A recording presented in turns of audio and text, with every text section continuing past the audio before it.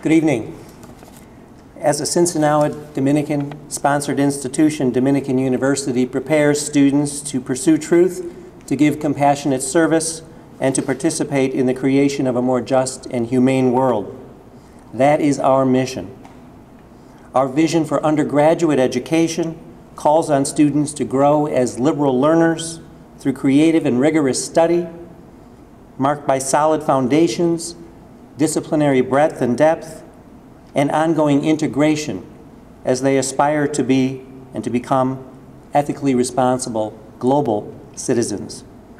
We ask our students to come to know themselves, but always in relationship to the world, to others, to develop the curiosity, the sense of belonging, the acceptance of responsibility necessary to ask how their own actions might affect global systems, global interconnectedness, so that they can take informed ethical action to influence others for the good. This is all that we are about at Dominican University, and every one of our faculty contributes to advancing this mission. And it's such a delight that Christopher Kennedy has joined us in our work at Dominican. He is truly advancing our mission in his own distinctive ways. Chris's commitments to social justice through his many, many activities over the years is so well known. Some of these are described in our program. I won't repeat all of this. Chairman of the Joseph P. Kennedy Enterprises, former president of the Merchandise Mart, chairman of Top Box Foods, which has involved some of our Dominican students already, chairman of the board of the University of Illinois and board member of the Catholic Theological Union, member of the advisory council of the 100,000 Strong initiative, and so much more. Chris truly leads by example. In this semester's honors course that he is teaching Tuesdays and Thursdays at 10 o'clock, called Government Policies and Their Effect on Social Justice, Chris is helping our students to analyze a host of critical issues facing our society. And he's inspiring them to turn that knowledge into plans for action, into gifts of service, into ways of translating their own best gifts and talents into transforming the world, into carrying out our mission of creating a more just and humane world. He's helping them to realize that when they have new knowledge, they have to do something with it. That's our mission, and he's with us. I have some of my own advisees in Chris's class this semester, so of course I'm getting updates from them and other students, and the reviews have been really glowing. Here's just a few of the student comments. One student says, Chris's personal experience is what I really enjoy about this class. He just told a story last week about how he started his food distribution charity, and it really made me think about what I'm supposed to do. Another, I didn't know that his cousin was married to the Terminator, and this is mind-blowing to me.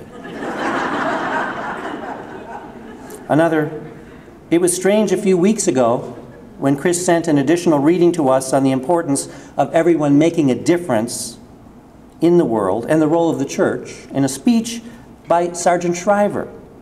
And at the end of the email, he mentioned to us that he was the first director of the Peace Corps.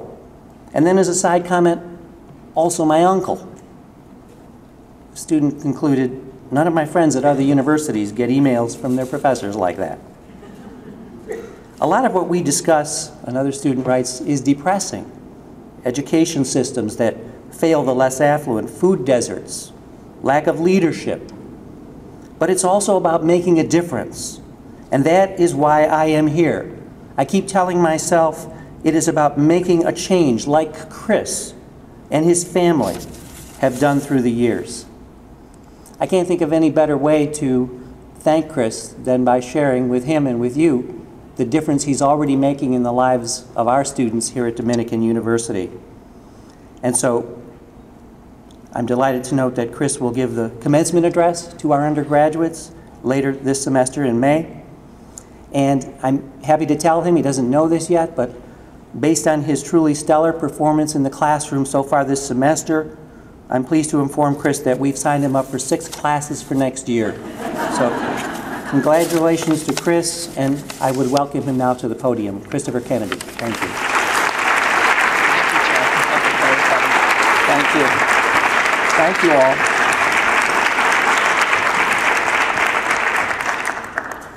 Well, thank you, Jeff. Before I begin, I want to thank my teaching partner, David Dolans, for not only conducting the class with me, but for tutoring me on the finer points of teaching. David is a professor of political science here at Dominican. I've never taught a class before, and David has made it a pleasure for me. David helped organize the syllabus, clarify the assignments. He worked with the administration to make sure that I wasn't violating too many rules, and he kept the class discussion lively and on topic. He's been a great addition, and to the degree that the class has been well received by the students, it is because of David. I'd also like to thank the Dean of the College of Arts and Sciences, Jeff Carlson, for his patience as we sorted through what might be included in the course. It was a sustained effort on his part to finally nail down my teaching assignment, and I appreciate his effort and his thoughtfulness. Every organization is essentially in sales, and in sales, everybody has a role to play, and some people are brought in simply because they can get a deal done. At Dominican, it is clear that the role of sealing the deal, the role of closer, belongs to the president, Donna Carroll. I'm probably not the only one who has emerged from a meeting with Donna having just said yes, with the thought floating in my head, how could I say no when it was Donna doing the asking? I'd also like to take this opportunity to apologize to every teacher I've ever had for underappreciating how much work goes into teaching a class. Frankly, the heavy workload that the teachers endure is a shock. Anyways, as you now know from the introduction, I have the privilege of being this year's Lund-Gill Chair. Part of the arrangement is that I give the annual lecture. Much of the coursework is around issues of integrity or integration. That is, how do we properly integrate our belief system into the larger society which we are all part of? It occurred to me that that concept should influence my decision about the nature of this lecture.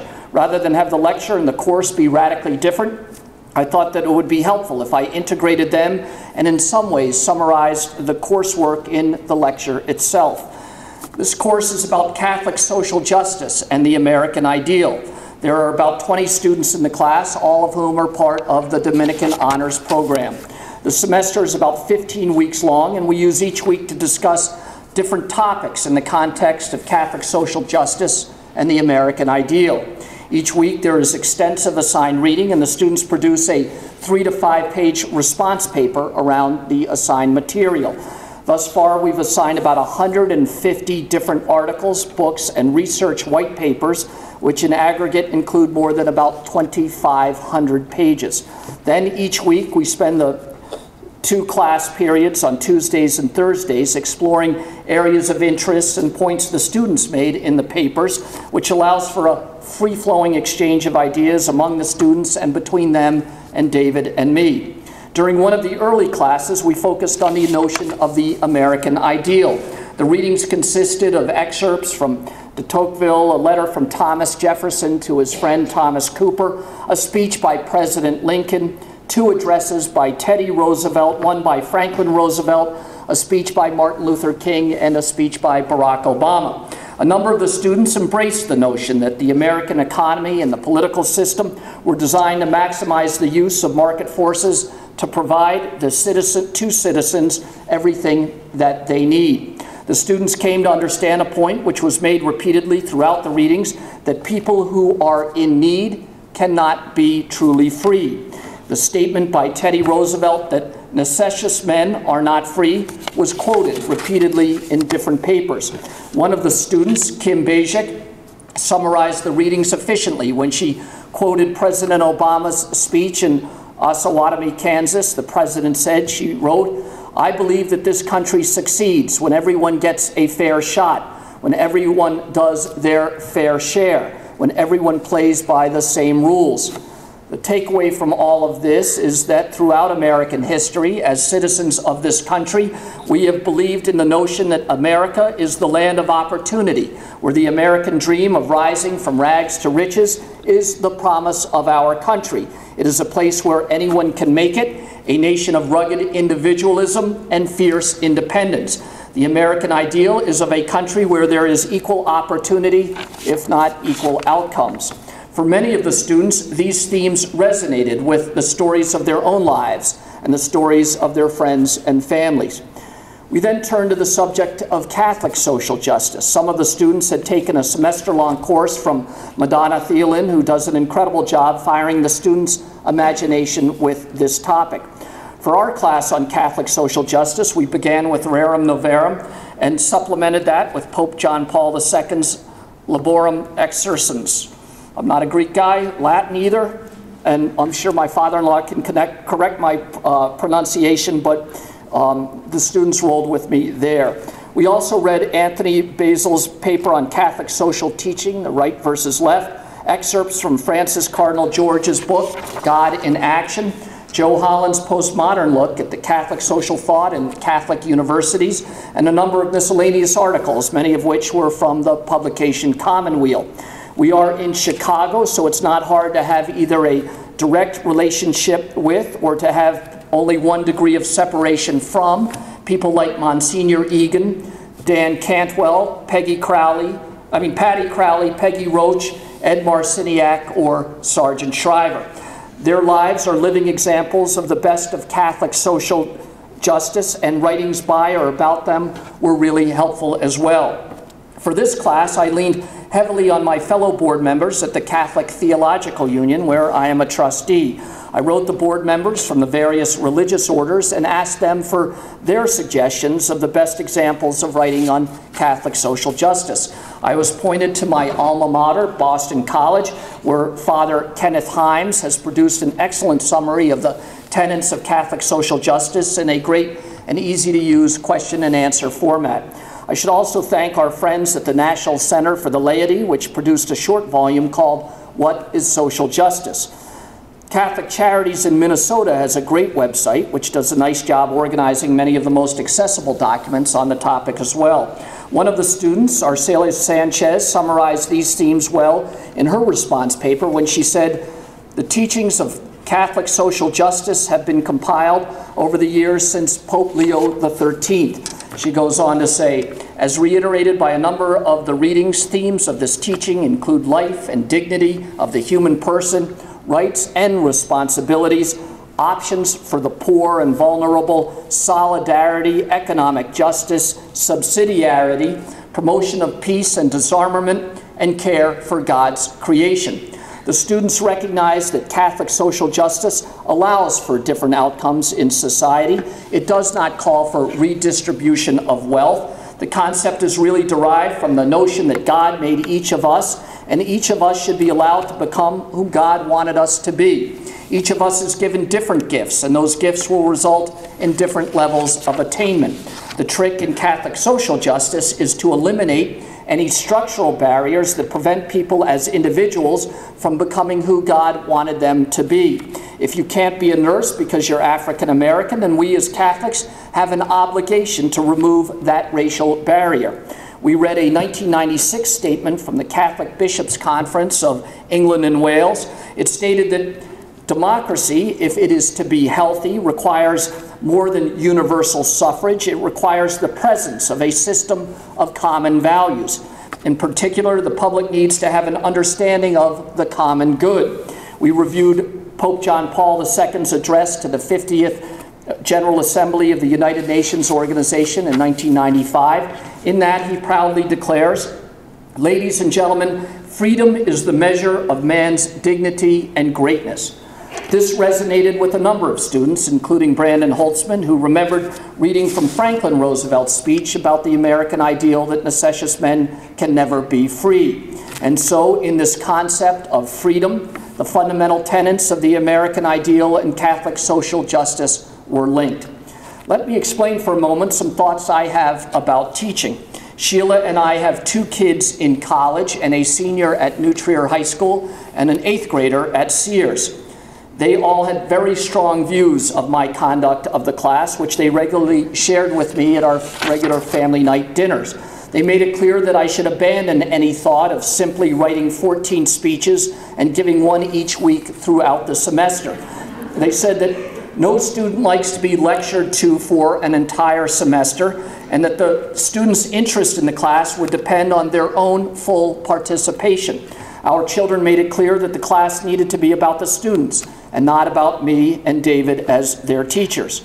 During one of the first classes, I took the opportunity to ask the students about themselves, and I used their responses to teach them a little bit about their own generation. We created questionnaires for each of the students so that they could provide information on their family backgrounds. I also obtained a survey from NORC, the National Opinion Research Center at the University of Chicago, which has created the definitive overview of the millennial generation. I took the questionnaire and created a duplicate and used it to survey the students in the class. We then aggregated the data and assessed how the students at the Dominican course represented their entire generation. The National Opinion Research Center at the University of Chicago recently conducted a poll of the millennials to help define the generation and compare and contrast it to polling data which was available from earlier studies made of Generation X and the baby boomers. Millennials are young people born since 1980. As a generation, they followed Generation X, which followed the baby boomers, who were the children of what demographers now refer to as the greatest generation. My wife Sheila's parents are part of the greatest generation. Sheila and I are baby boomers. Our younger siblings, younger brothers and sisters, are part of Generation X, and our children and our nieces and nephews are all millennials. Millennials are young people whose generation is defined by the attack on the World Trade Center, and then by the Great Recession, and by the election of Barack Obama. Despite the major events which marked them, the millennials are relentlessly positive in their outlook, according to the NORC survey. They have rejected the long embrace of material goods and the relentless drive for greater and greater wealth which define the baby boomers, and they have replaced it with a desire to have a life balanced with community building and social service. They want to be parents, but they're not particularly interested in being married. In fact, nearly twice as many of them respond positively to the idea that they'll have children as compared to those who said that they wanted to be married.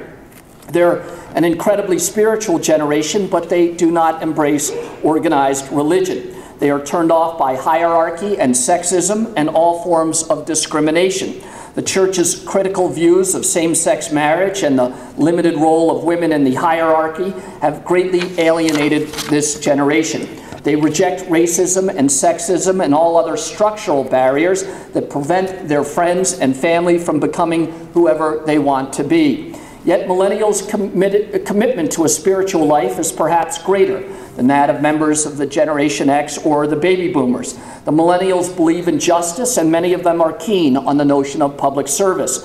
Millennials are an inherently optimistic generation.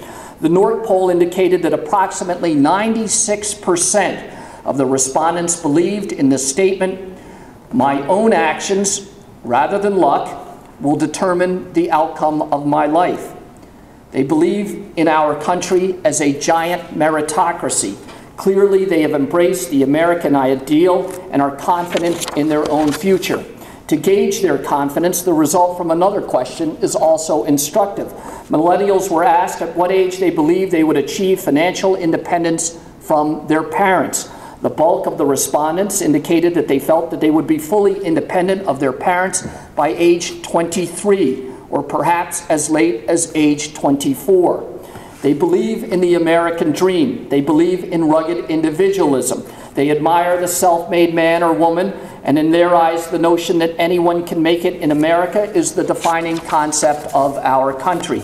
They believe in the basic concepts of Catholic social justice, the notion that although there may be varied outcomes with some people doing well and some people not doing quite as well, we as Catholics have a duty and responsibility to remove any barriers that structurally prevent any individual from becoming the person who God wanted them to become. It is for these reasons that this generation may ultimately be disappointed in the way their lives turn out and the growing limits on the American dream. We learned about this reality when we turned the following week to the subject of economic social mobility. Our readings included the American Association of University Women's Graduating to a Pay Gap, the Pew Charitable Trust Report on Family Structure and the Economic Mobility of Children, the Center on Budget and Policy Priorities Analysis of Income Rebounding in the First Year of the Economic Recovery, Sean Reardon's paper on the widening academic achievement gap between the rich and poor, Lane Kentworthy's article from Foreign Affairs on how the U.S. stopped being the land of opportunity, and lyrics from numerous songs which spoke to different generational views about economic social mobility. Today, it is possible to measure economic mobility, the idea that people born into a lower economic demographic can make their way to a higher economic demographic. In fact, the Bureau of the Census has been tracking this data since the Great Depression and more intensely since the 1960s. Researchers can map the progress over lifetimes and over generations of how a family's economics have evolved over time. Today, it is nearly impossible for someone born into the ranks of the lowest fifth quintile to make it into the top wealth quintile. There has been incredible stagnation in the mobility in this country. No generation in 100 years has lived in an America which has as limited possibilities as this generation. In fact, of the 10 largest industrial countries, America ranks 9th in terms of economic mobility. The students read a New York Times article which quoted Isabel Sawhill, an economist at the Brookings Institution, who can demonstrate that just 8% of American men in the bottom quintile rose to the top fifth quintile. That compares to 12% for the British and 14% for the Danes. Economic mobility is a source of huge disruption, particularly for the middle class. According to the Pew research, only 36% of Americans born in the middle fifth quintile move up as adults, and 41% move down. The Economic Mobility Project at the Pew Charitable Trust shows that 65% of the people born into the bottom fifth quintile remain in the bottom 2 quintiles for the rest of their lives. This is a relatively new area of study, and few people have given it the attention it deserves. But that doesn't mean that the reality isn't present in our lives. You can sense it in the Occupy movement, you can feel it in the anger of the Tea Party leaders, and you can see it in the despair of millions of Americans who no longer participate, even by voting, in the public life of their country. If you're born poor, you'll stay poor. If you're born wealthy, you'll probably remain wealthy. If you're born in between, you'll have a life of great tumult filled with hazards and threats. Most of the students were aware of the enormous income distribution gap in the United States, and they are aware that that gap is growing. That was reinforced by a paper submitted by the Pollock Annual Research Conference at the International Monetary Fund, which demonstrates that the top 1% of Americans absorbed almost 60% of aggregate U.S. income growth between 1976 and 2007. Later, we would learn that since the recession began in 2007, the majority of the benefits of the economic recovery have also gone to the wealthiest Americans. In short, on a relative basis, the rich are getting richer and the poor are getting poorer. According to Saez's report in 2010, the average real income per family grew by 2.3%, but the gains were unevenly distributed. People with incomes in the top 1% saw those incomes grow by 11.6%, while incomes for the bottom 99% grew by only 0.2%. Hence, the top 1% captured 93% of the income gains from the first year of the economic recovery. The economic challenges are not limited simply by segments characterized by wealth. Racism and sexism still exist. About 2/3 of the students in the class are women, and our discussions around the pay gap was important to them as it was to everyone.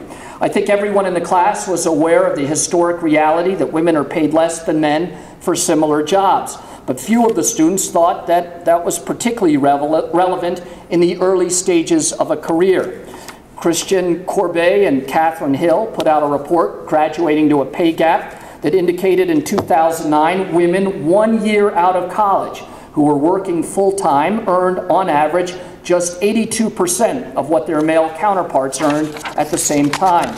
Gender differences in college majors only partially explain the gap. Even just 1 year after graduating, a pay gap exists between women and men who majored in the exact same field. Among business majors, for example, women earned a little more than $38,000, while men earned a little over $45,000. One of the students, Maureen Lamech, wrote in her paper on this subject, "One's ability to move up the social ladder is affected by personal characteristics outside of one's control." She continued, 50% of African American children are born into the middle class, fall to the bottom of the economic strata by adulthood, which is a 26% greater chance than the white children of the middle class have of falling into the bottom tier of society. As the semester continued, we began to use economic social mobility as a measuring tool to gauge the reality of the American ideal and the presence of Catholic social justice in different parts of the American economy. For the remainder of the semester, we have been examining different parts of American society, including K through 12 education, higher education, hunger, economic development, crime and punishment, and we will go on to study policies around taxes, immigration, minimum wage, and other topics as well. In each area, we've obtained the government's strategic plan for the relevant sector. The planning document becomes the core of the reading material, which is then supplemented with other background information and perhaps documents that are specifically critical of that plan. The students are then asked to review what is occurring in each of these sectors and reflect upon whether or not current government programming meets the test of either the American ideal or of Catholic social justice. We began with a review of K through 12 education. We soon learned that poor kids don't have access to schools that are as good as the schools in wealthy neighborhoods. Schools in most areas in America are funded primarily by real estate taxes. In the last 30 years, there has been an enormous economic segregation of the American population. Americans used to live near or next to other Americans who were in a wide range of economic situations. Today, things have changed. The rich live near the rich, and the poor live near the poor. As a result, the poor have no access to the tax base that funds the school systems that the rich students go to. We looked at the Chicago Community Trust report on education for the future in Northeast Illinois, which in many ways is the core planning document for educational issues in Cook County. A study by Sabino Kornich, a researcher at the Center for Advanced Studies at the Juan March Institute in Madrid, and Frank Furstenberg found that in 1972, Americans at the upper end of the income spectrum were spending 5 times as much per child as did low-income families. By 2007, that gap had grown from 5 to 1 to 9 to 1. While spending by upper-income families more than doubled during that period, while spending by low-income families grew at just 20%. The students read a great article in the Boston Review by James Heckman, who pointed out that across the country, Americans are pleased, are happy with the increasingly high high school graduation rate, which in theory should lead to higher wages and drive growth in the American economy. But he points out that the graduation rate issued by the National Center for Education Statistics is fundamentally flawed because it includes not only actual high school graduates, but also anyone who has received a GED as well.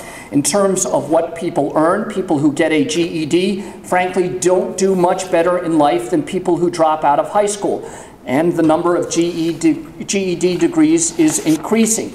If you wanted an apples-to-apples comparison and you remove the GEDs from inclusion in these statistics, we'd find that the high school dropout rate has, in fact, been increasing in the United States.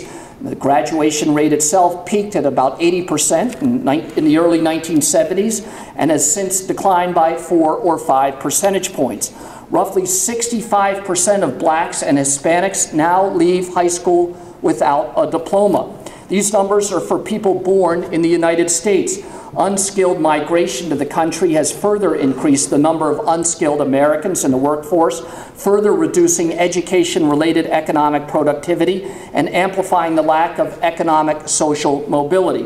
What we learned is that if you don't have access to preschool, that by the time you're in first grade, you'll be a few months behind the rest of the class. By the time you're in sixth grade, you might be a year behind. By the time you get to high school, when the star students are assigned a higher level track classes, you're segregated to a track that will never see you enter college. In fact, in Illinois, the minimal requirements for high school completion are not enough to allow you even to apply to the state's flagship university. Ty Turner wrote in his response paper, "The tenets of American and Catholic social justice call for equal education and access to education for every student." He goes on to quote a Stanford report which suggests that the achievement gap is widening, both in the workplace and in the classroom. We then turned our attention to higher education. We read the Chicago Council on Global Affairs Master Plan for Higher Education in the Midwest, the National Bureau of Economic Research's report on changing inequality in college entry and completion, the Chicago Community Trust Workforce Development Report, and various articles from Pew Research and the Chronicle of Higher Education. The university system greatly favors high-achieving students. We knew from our earlier work that the high-achieving students are almost always from wealthy families. In fact, over this past weekend, the New York Times reported that only 34% of high-achieving high school seniors in the bottom quartile of income distribution attended any one of the 238 most selective colleges in the United States. Among top students in the highest income quartile, on the other hand, that figure was 78%. This educational achievement gap creates a structural barrier to success, amplifying challenges to the poor and violating the tenets of Catholic social justice. To make things more challenging for these people, enormous degree inflation has occurred, and jobs which did not used to require a college degree now require one. Students read an article by Sabrina Traverisi, which references research at the University of Michigan that shows that the imbalance between rich and poor children in college completion has grown about 50% since the late 1980s. We then turn to the subject of hunger and food access. We obtained the Chicago Community Trust Food Systems Report and the Hunger Report, as well as the Illinois Commission to End Hunger's 2012 report. We supplemented this reading with food desert research by Mari Gallagher. The Congressional Hunger Center's report on the federal government's influence on child hunger, the U.S. Department of Agriculture's research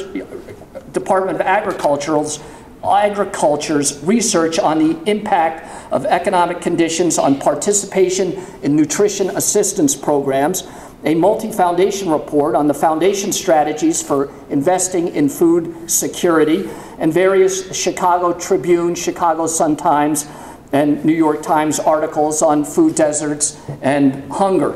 The students then prepared papers in which they pointed out that in Illinois, we have entire counties without a grocery store. We have huge areas of our city without access to quality food. Our young children are eating, but they're eating breakfasts of flaming hot Cheetos, and there is now indisputable evidence that indicates poor nutrition leads to bad outcomes in school. 15% of the people in Illinois are hunger insecure, meaning that they are unsure whether they'll get through the remainder of the month with access to food. Those of us who are of Irish descent know that in Ireland during the Great Famine, only 15% of the farmland in use at the time was used for potatoes, the crop that failed. 85% of the farmland in Ireland in the 1840s was dedicated to export crops or for feed grain for livestock. That period in the history of the Western Hemisphere is often referred to as the Great Shame. The farmland production was available, it just was not used to feed the starving citizens of Ireland. In Illinois today, where 15% of the population faces the risk of hunger, only 7% of the farmland is dedicated to raising crops to feed people. The rest is allocated to feedstocks or grains which produce alcohol or fuel all heavily subsidized and incentivized by the government. We then studied economic growth. We reviewed the Organization for Economic Cooperation and Development City and Tri-State Plan for Economic Development, as well as the organization's paper on the emerging middle class in developing countries. We also read World Business Chicago's plan for economic growth and jobs, as well as material from Professor Muhammad Yunus on the economics of social businesses.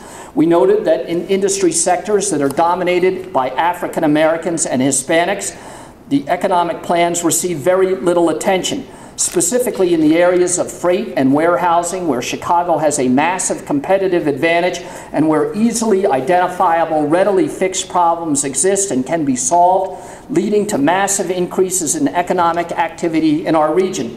But almost no one gives any attention to these issues.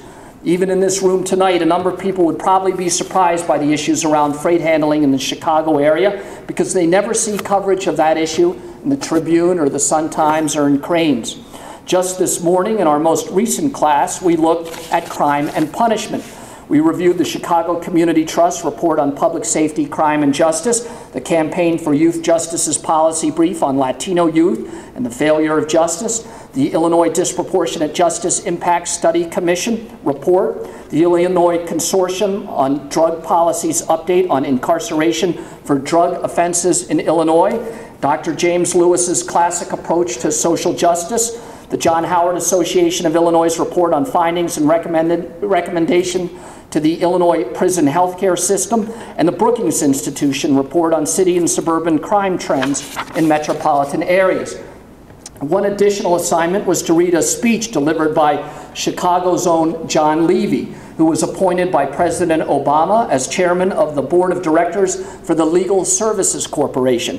John pointed out in that speech that nearly 1 in 5 Americans, 63 million people, qualify for LSC-funded civil legal assistance because they live at or below 125% of the poverty level. He pointed out that Congress reduced the LSC appropriation from more than $400 million to less than $350 million for 2012. As a result, they've had to lay off 13% of their attorneys, 15% of their paralegals, and 12% of their support staff. They are now forced to turn away 50 to 80% of those seeking help because of inadequate resources. If you're poor in this country and you show up at a bond hearing without a lawyer, the judge who sets your bond will, in effect, render your sentence. You will go directly to jail, and your family and friends won't have the resources to bail you out. According to the Chicago Community Trust report, the Illinois prison population has grown by more than 500% since 1970, driving up the cost to taxpayers of operating the state's prison system. From 1970 to 2005, the budget for the prison system has increased from $65 million to $1.3 billion. The report goes on to say that African Americans and Latinos bear the brunt of the increased use of prisons and jails. A recent study showed that 1 out of every 9 African American men between the ages of 20 and 34, and 1 out of every 36 Hispanic adults is imprisoned. According to numbers from the Department of Justice, African Americans are now more than 5 times as likely, and Latinos are more than twice as likely as whites to be housed in a prison or jail. The city of Chicago absorbs about 50% of all the inmates released by any jail in Illinois. There is a tremendous need for support services for this group. 75% have been in prison before. Less than half have a high school education. 2/3 reported drug use prior to prison. Only 14% had a job lined up when they got out, and only 19% have any sort of health care coverage. The Campaign for Youth Justice report says that on any given day, 18,000 Latino youth are in jail somewhere in America.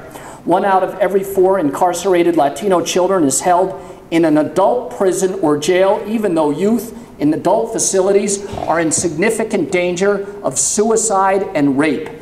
Latino youth are overrepresented in the U.S. justice system and receive much harsher treatment than white youths.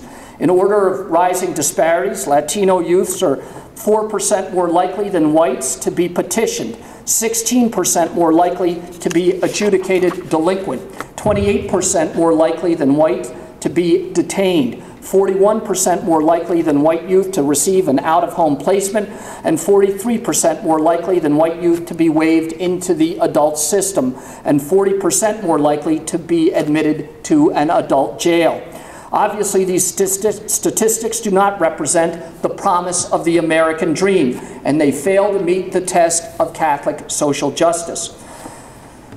Sometimes it's important to step back and see ourselves in the long arc of history. Our country is a multicultural democracy. Our founding fathers described our country as an experiment. It was an experiment founded on a hypothesis that the multicultural democracy could succeed, and the evidence supporting the notion poured in as the country thrived, and soon we were joined by countries around the world seeking to mimic our success. The fact is, though, in the last few years, many of our allies in this endeavor have abandoned our cause. The Chancellor of Germany announced that Germany could no longer hope to be a multicultural democracy. The Prime Minister of England announced that England could no longer hope to be a multicultural democracy. The President of France declared that France could no longer hope to be a multicultural democracy. The abandonment of our ideal occurs at a time when our workforce is supermobile and characterized by globalization and internationalization and diversity. The very success of our economy is based on access to a diverse group of people running our companies, our economy, and our country itself. All of that is threatened if the notion of a multicultural democracy is under attack. We need to rebuild the trust that people have in government. I moved from Boston, and Chicago is different than Boston. It's different than Washington or New York or any other place I've ever lived or worked. It is different because Chicago is a meritocracy. It is a place where what you do is more important than who your grandparents were. It is a place where your creativity and drive are more important than the clubs you join. It is a place where success comes from hard work and not from inherited stature. It is a place where your social status is defined not by what you have taken from the city, but by what you have given back to the community. It is a place where Melody Hobson, the daughter of a single mom, could grow up to be the president of Ariel Mutual Funds. It's a place where Ann Burke, a Park District employee with a high school degree, could finish college at night and go on to become a justice on the Illinois Supreme Court. Chicago is a place where Barack Obama, the son of a Kenyan immigrant, can go on to become president of the United States. This is the society we want to build for ourselves, and it is the sort of country we want to leave for our children, a place where new ideas and hard work and bold leadership drive success. Our country is no longer reflective of a great meritocracy, but instead it reflects a great stagnation in terms of economic mobility. A meritocracy is what we had, and it is what we need again. Of all the wonderful things I inherited from my own parents, nothing is as important as the gift of faith, which they passed along to me and my brothers and sisters. I know how my father's faith inspired him with a relentless sense of justice, a drive which shaped all the other aspects of his life. I know how my mother's sense of faith sustained her through the great tribulations of her life and framed the great celebrations of like weddings and baptisms and christenings, celebrations which my mother sought to amplify as a counterweight to the many challenges which she knew would always be there for us or for anyone. Our religion, our Catholicism, was constantly present in our house. It was and is a sustaining force capable of bridging troubled waters. We grew up in the changing world of Vatican II, where the Our Father suddenly became shorter, where my sister's veils were eventually left behind, and where the girls were welcomed to the altar as servers and leaders, where the popular music we heard on the radio helped enliven the celebration of the Mass, where Jews and Protestants were transformed from our rivals for souls in the life beyond and into allies in the fight for social justice in the here and now, and where the hero priest was part of our world. This last point was especially powerful to me. We grew up with people like Monsignor Baroni, who was a champion of the poor in Washington, D.C. and helped create a bridge to bridge the gap between the city and the suburbs. Frequently, we would see Father Drinan, who marched with Martin Luther King and ran the risk of being beaten by angry mobs. We knew Father Charlie Byrne, who went to El Salvador to show that our Catholic faith could not be shaken or intimidated by the murder of Catholic nuns. We knew Father Creedon, who married Sheila and me, and whose opposition to a cardinal's plan to divert money from Catholic charities to an archdiocesan building program landed him in the remote jungles of the Dominican Republic, hours from a phone or electricity. We knew Sister Traxler, who protested for equal rights for women in the church, and when they isolated her, she created her own sense of community among Chicago's most challenged population. All of these experiences helped me to believe in the Catholic Church. In the Church, in its most explanatory creed, is a line which resonates with me. In the Nicene Creed, it says, "I believe in the Holy Spirit." Well, I believe in the Holy Spirit. I have seen it at work. I have seen it in my mother's happiness. I have seen it in my father's drive. And I have seen it in the good works and the great works of the priests and nuns who I have known. I have seen it in the faces of the Mass as hundreds of families come together to sing and pray and to break bread and shake hands. We need that, we need that Holy Spirit to manifest itself once again in the public life of our country, of our state, and of our city. Pope John Paul II made it clear that the international economic scene needs to be an ethic of solidarity if participation, economic growth, and a just distribution of goods are to characterize the future of humanity. Where are the next Peggy Roaches and Jack Egan of this generation? Where is the next Ed Marciniak? Where is this generation's Sergeant Shriver? Having spent half a semester here at Dominican, my hope, my faith is that somewhere in this school, Donna Carroll and her team are training the next leaders of this new generation. Thank you all very much.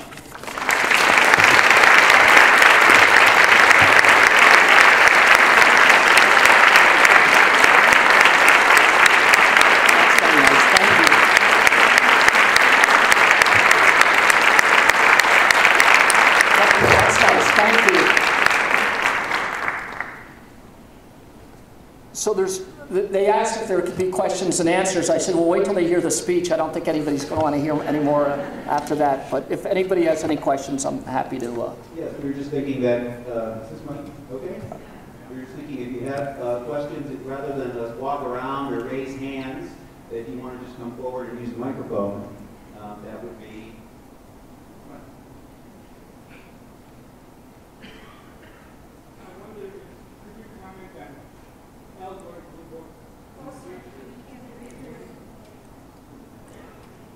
Comment on algorithm book in the future, and also in the bibliography of that book, there are 3 books by Jeremy Woodgate. One is called The Third Industrial Revolution, and The End of Work, and The Catholic Civilization. And I think the Third Industrial Revolution is a very, very important book. I wonder if it deserves more publicity. You know what, I haven't read his book, so I can't really comment on it, but I'm going to go out and get it. Thank you. Okay. Okay, let's go have like cookies and whatever there is. Does that sound good? We could probably just, unless anyone has anything they really want to come up and ask, we do have cookies and coffee and tea right outside the Slate lobby. And we can probably continue the conversation less formal way there. Okay, thank you.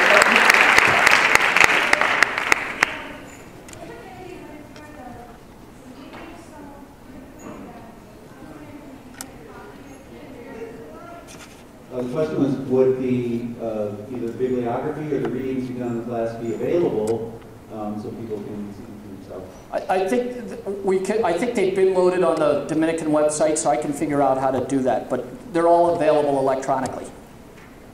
We can certainly do that on the website. And I think the easiest way would be just to go on the Dominican website and link to the Lund-Gill Chair, and we can attach a link to that with the information about the class. So it would be the Lund-Gill Chair. Just go to that on the Dominican website. You know, I saw that there's a new movie out in the theaters. It's sort of a remake or something, the prequel, I don't know how it works, of the Wizard of Oz. And for those of us who grow up loving the Wizard of Oz, we all knew that there was the man behind the curtain.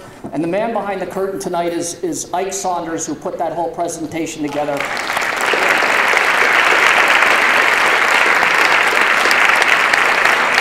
so we'll see you after. I want to make a comment and ask you a question. While I was listening to your litany of statistics, the thought occurred to me that what we don't have in our country is, or in our economy, is democracy. Democracy and economy must be together. What we have is this capitalism by itself without democracy. Unless those two are conflated, I don't see things getting better. My question to you is, are you optimistic that we might go back to that type of democratic economics? I think that there's, when you look at the Tea Party movement, you look at the Occupy, the anger that's present there, if you listen to the lyrics and some of the popular music today, there is anger. But people don't really know what they're mad about. And I think that the relatively new science of measuring economic mobility, the ability, I think that's what people are mad at. I think they're sensing that they can't, that they no longer have opportunities. And that's different than what they thought they were going to get. I mean, and it's changed really since the 1980s. You know, most of the impact has occurred in the last 20 years.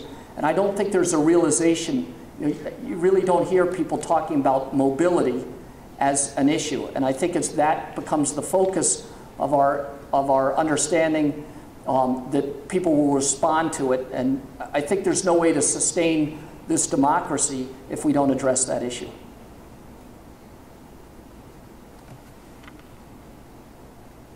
I find a certain irony in that some who maybe argue most conservatively, as you mentioned, say the Tea Party, are in fact see themselves as real strong defenders of American ideals and democracies and the kind of divisiveness that you're talking about. I mean, I've never been a fan of irony, but you know, I think they're focused on the wrong issue. I don't really think government is I don't think that's the enemy. I think the trick is to find a way to make government useful to address these issues that are present in every aspect of society. I mean, they're just there. I know it's like a depressing talk, but it's the truth, so you got to start somewhere. I think my question builds on that a bit. I was wondering, is there one key that you think absolutely needs to be fixed first? Is it education? Is it hunger? Is it... It's education. Yeah, it's absolutely education. And I mean, obviously, you can't do well in school if you're hungry. I mean, you can't study. There's incredible research now on, you know, emotional learning, social and emotional learning. A lot of it's being done at UIC, and they're really at the cutting edge of understanding the impact of the totality of their life when they show up in school. And if we're not addressing issues like hunger by providing, you know, school lunches and school breakfasts, then it will be impossible to teach those kids. Having said that, the big issue is how do we teach the children? And we need to provide early childhood education. We need to provide, we need to intervene earlier, and we need to provide comprehensive services around those students. But you can't do that in a system that's paid for with basically property taxes.